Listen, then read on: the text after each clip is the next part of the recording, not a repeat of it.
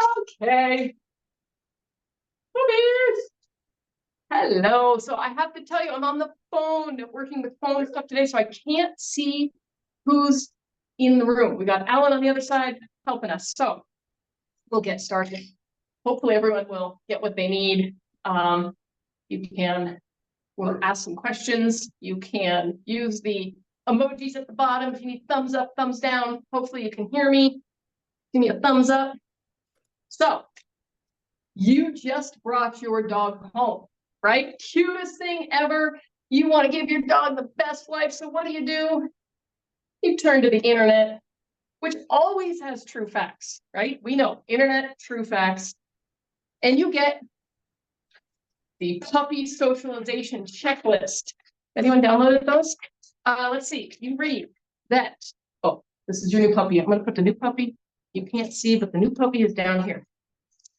So you look and say, oh my God, my dog needs to have a minimum of 100 people touch interactions and a minimum of 5 interactions of men with beards and a minimum of 8 interactions of umbrellas or bags blowing in the wind, right? This is an actual large checklist.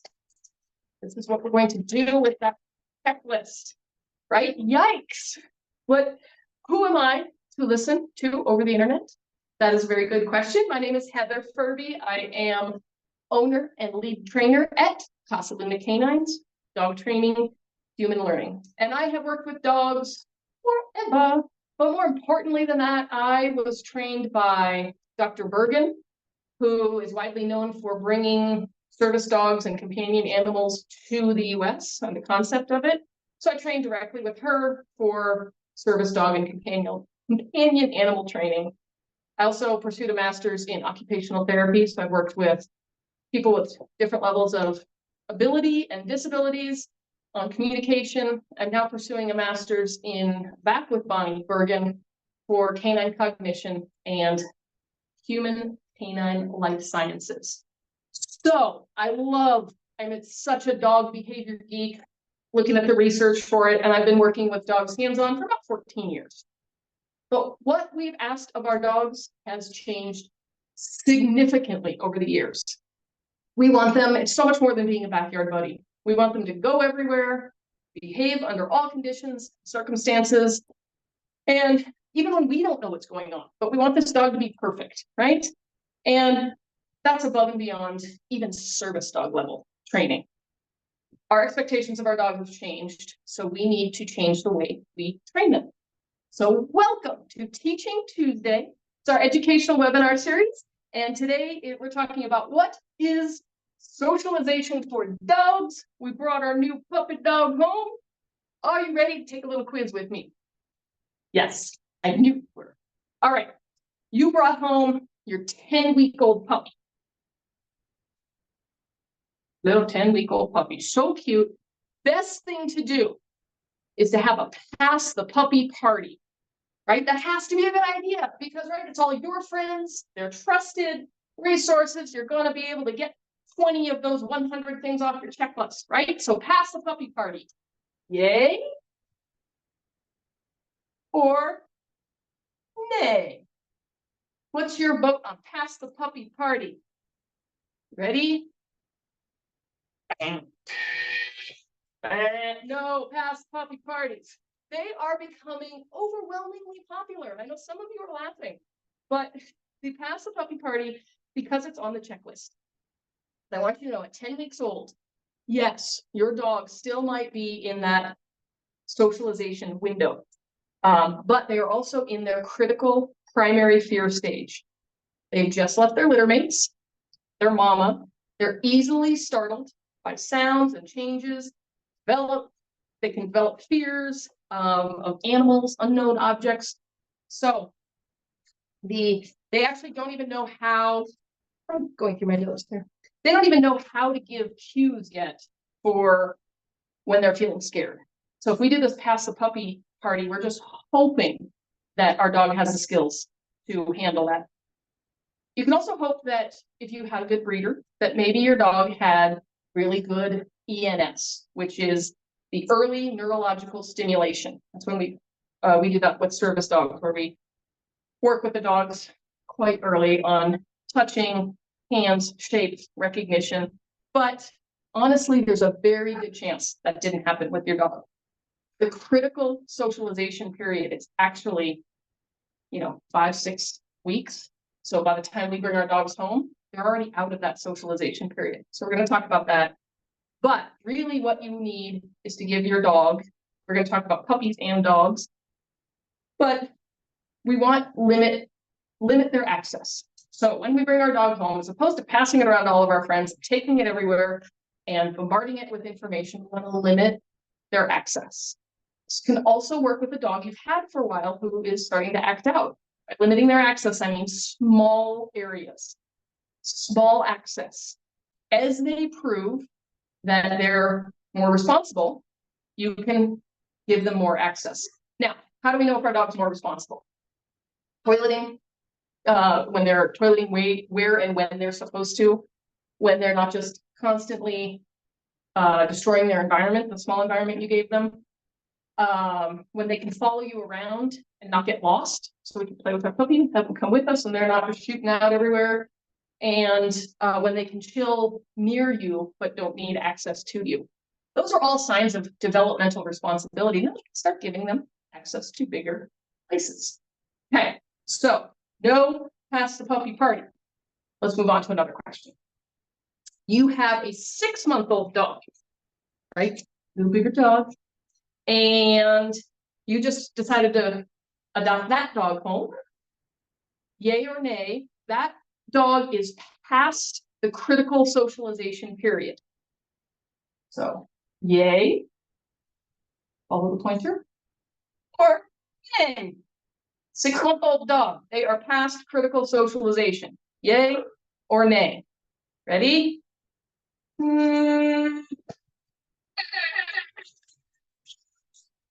It's yay. They are past critical socialization. However, do not fret. So just because they're past critical socialization should have started with a reputable breeder. Obviously, many of us get shelter dogs, and our dogs have had different beginnings. So critical socialization period is actually over when they are tiny. There's so much more you can do. And why is that? Let's talk about what is socialization.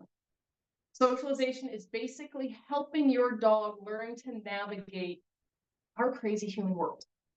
That's the basis of it. How do we put this? Human analogy. Okay, human analogy time. You go to a foreign country. You don't speak the language, you don't read the language, you don't know the customs. And you're standing there, everyone's moving very quickly around you, and maybe they all want to touch you because you have light skin and blonde hair and blue eyes, which, by the way, is weird in most part of the country. I mean, most of the world. So you're weird, they want to touch you, you're naked.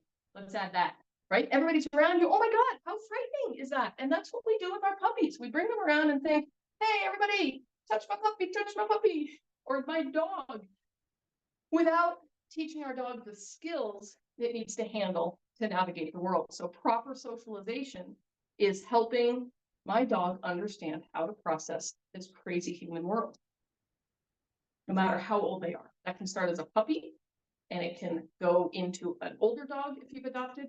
You can even start it today with your dogs that maybe are a little bit reactive. We just got to reintroduce them to a world in a slow and methodical way so that things aren't happening to them. We learn to read their body cues. We learn to listen to our dogs. So, another question. Ready? My new dog, this is yay or nay. My new dog does not need as much socialization because my current dog or my older dog can teach them everything they need to know. Yay or nay? My new dog does not need as much socialization because my older dog can teach them everything they need to know. Ready? Nay. Ooh. Right? Your new dog does need socialization. Why is that? Because our older dogs actually can teach our younger dogs a lot of information.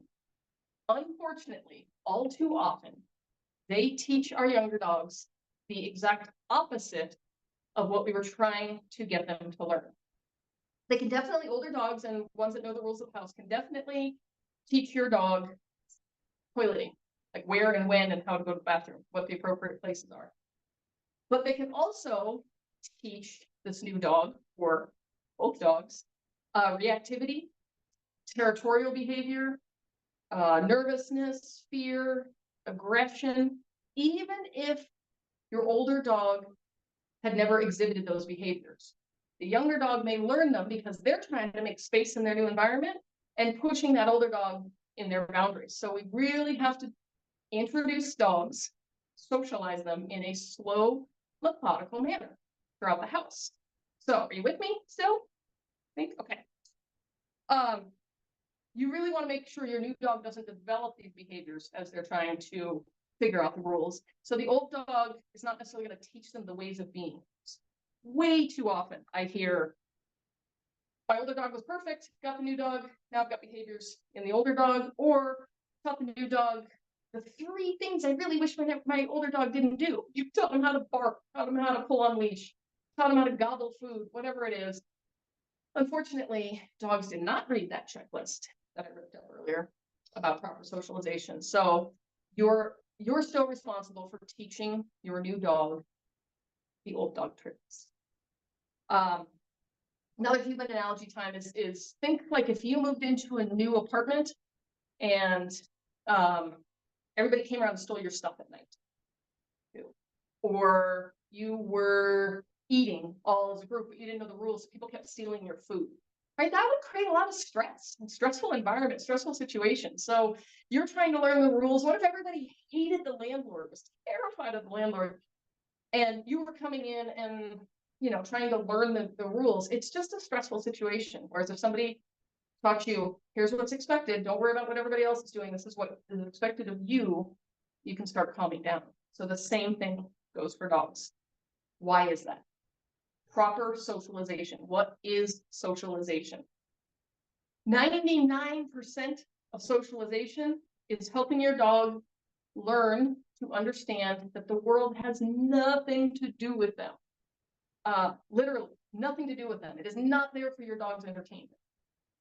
Proper socialization is helping your dog learn to choose you over the environment for their cues, to look to you for guidance, because you are frankly the best value on the planet, that you're the most awesome thing to be around. So that's socialization is not about teaching a dog to be a dog. It's teaching them that they can be with you and look to you for guidance. Now, caveat, star, asterisk, this does not mean your dog becomes 100% dependent on you. We want them to learn to work away from us, but still listen to us. We want them to not be so clingy that they develop separation behaviors, anxiety behaviors, and other things that can develop.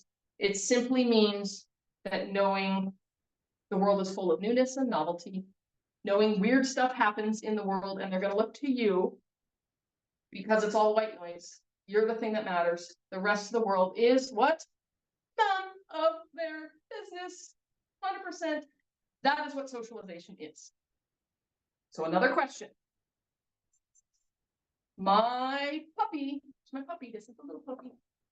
The little puppy can absolutely be socialized before they've had all their vaccinations. Yay or nay? Puppy can be socialized before they've had their vaccinations. Ready? Yay, nay, answers in. Final answer, lock in.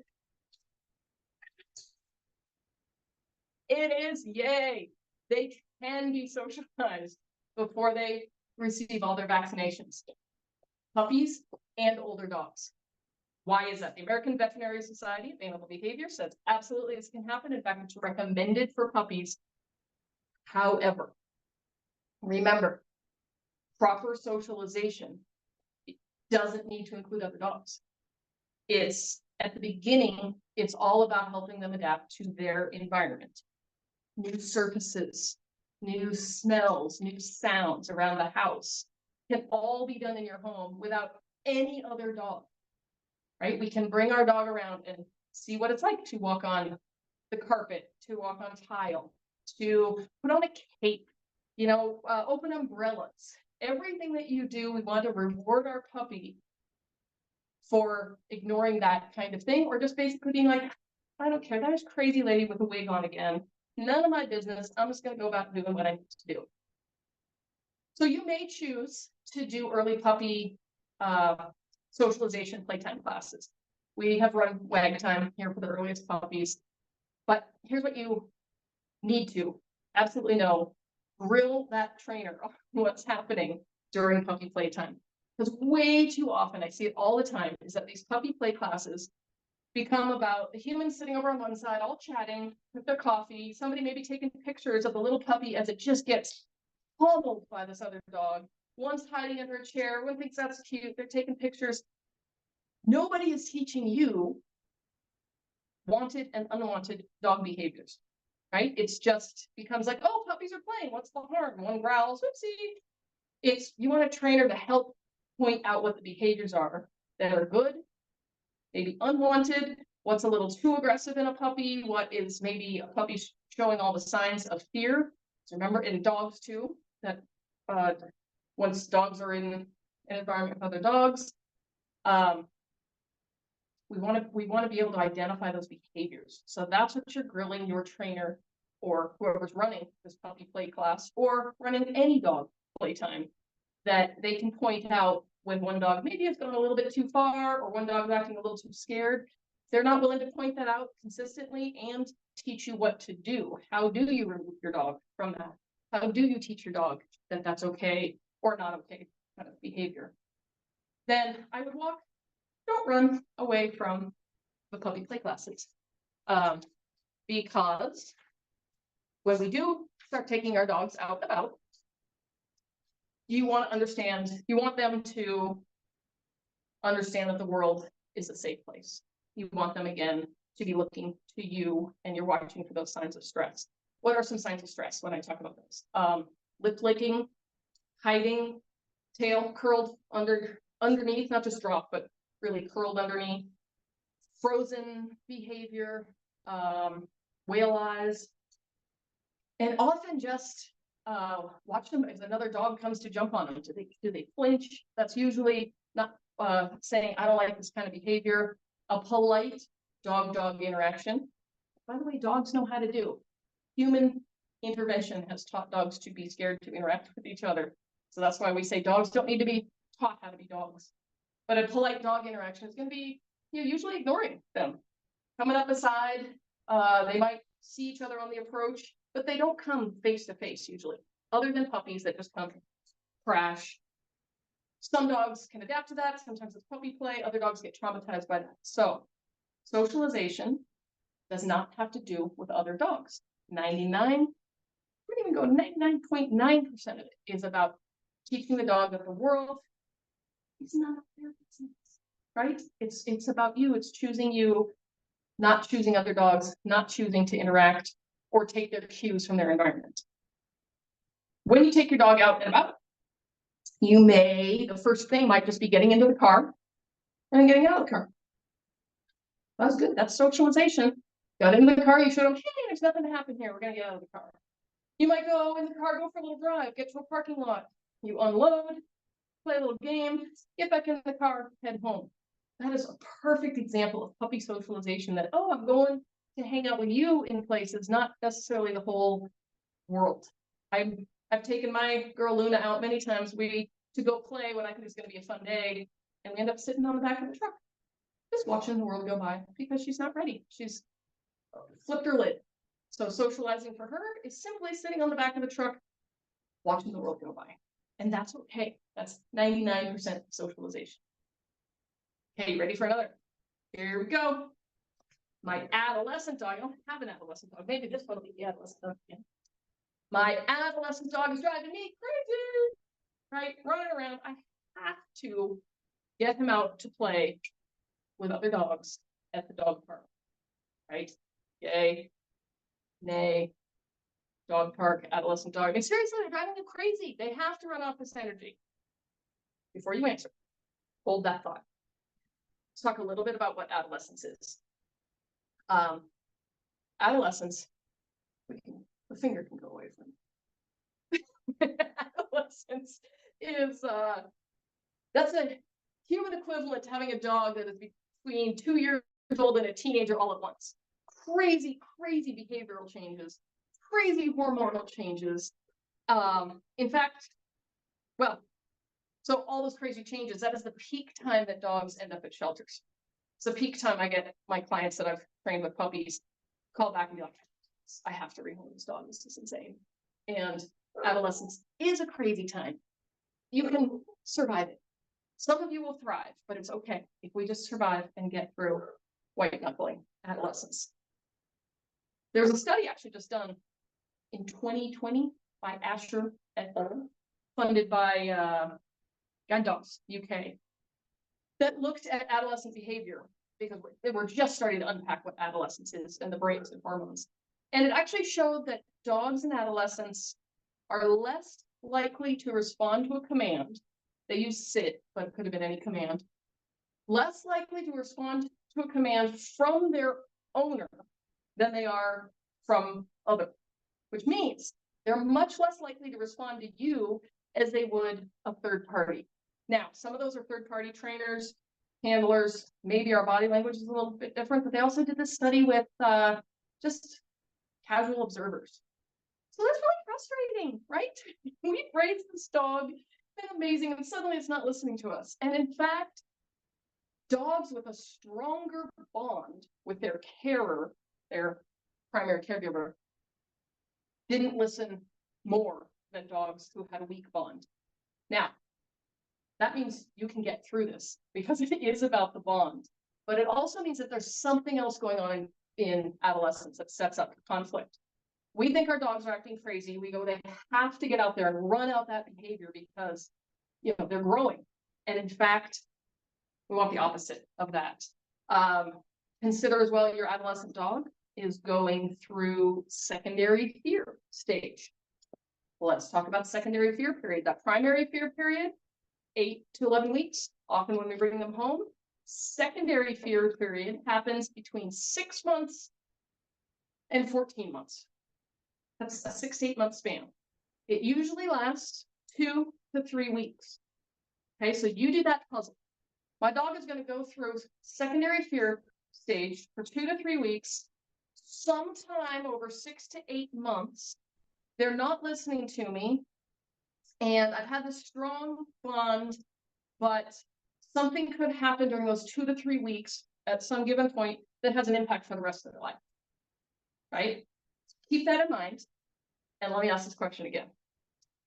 My adolescent dog is driving me crazy.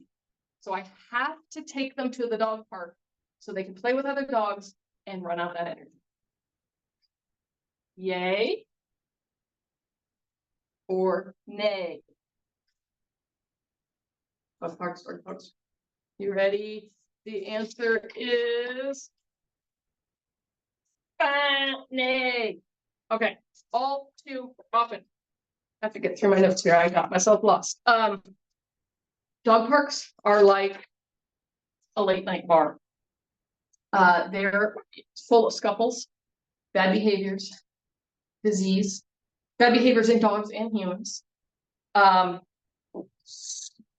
terrible, most of them.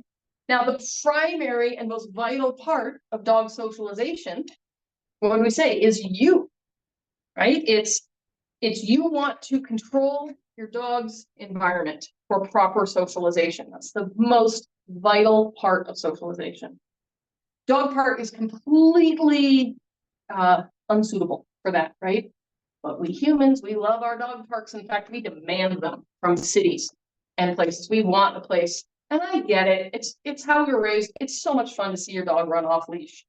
So I'm not saying you never get to have your dog off leash or dog parks, but just know there's a risk. It's like taking your dog into a late night bar, and if they haven't learned the social structure and how to interact with dogs, most importantly, how to disengage with dogs, A dog park is just a terrible place.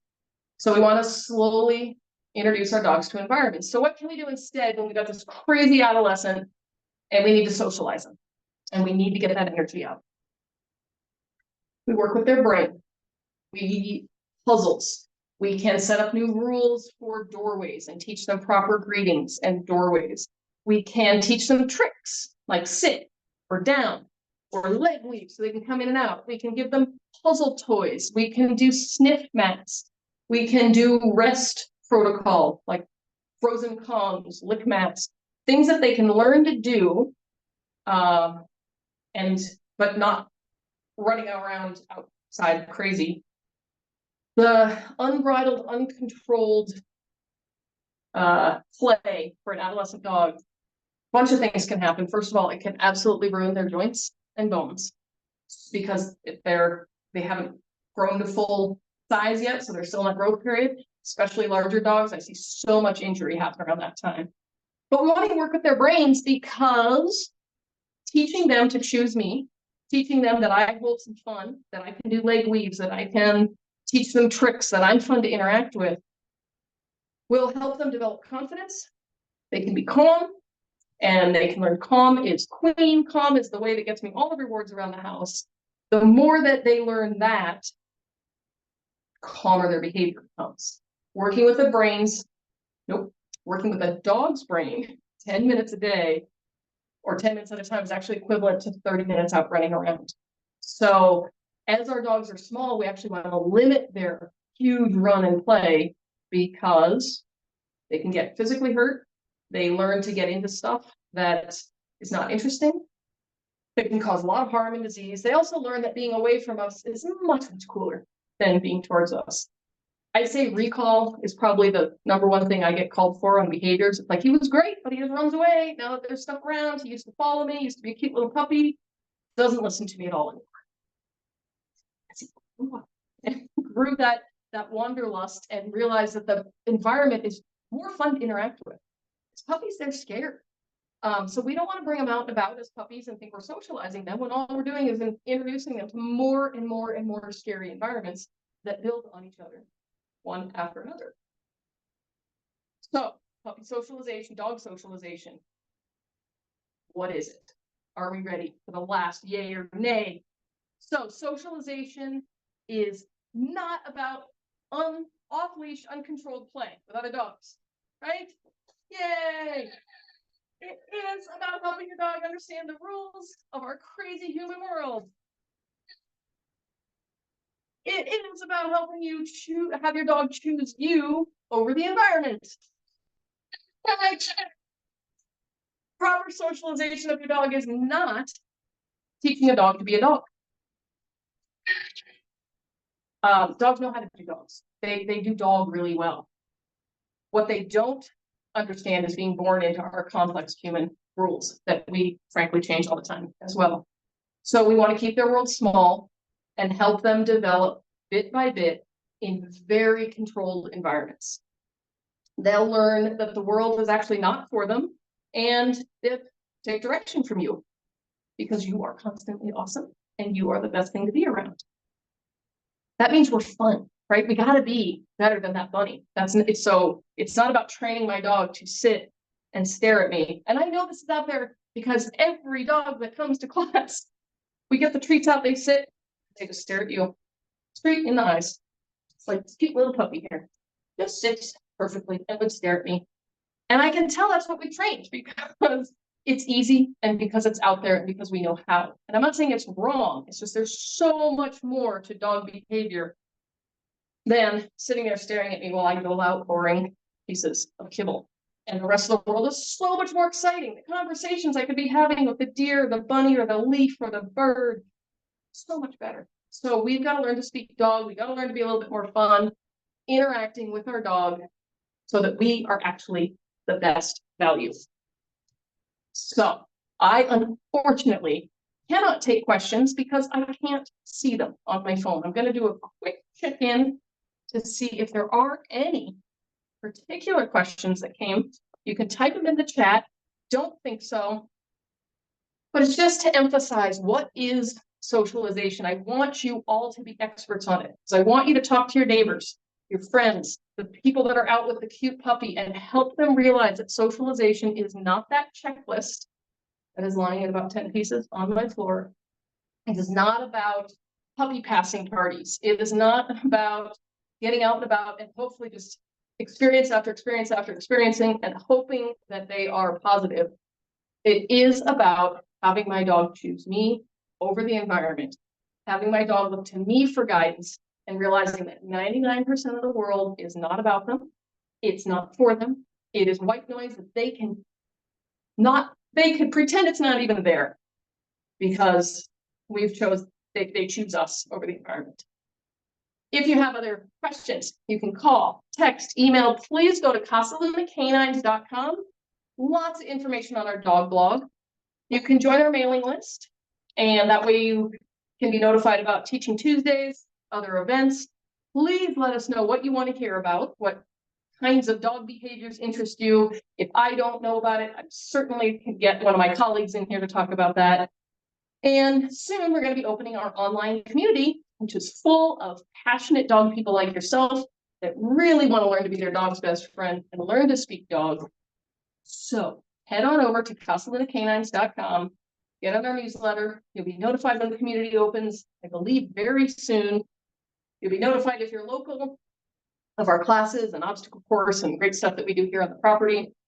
So until then, remain calm,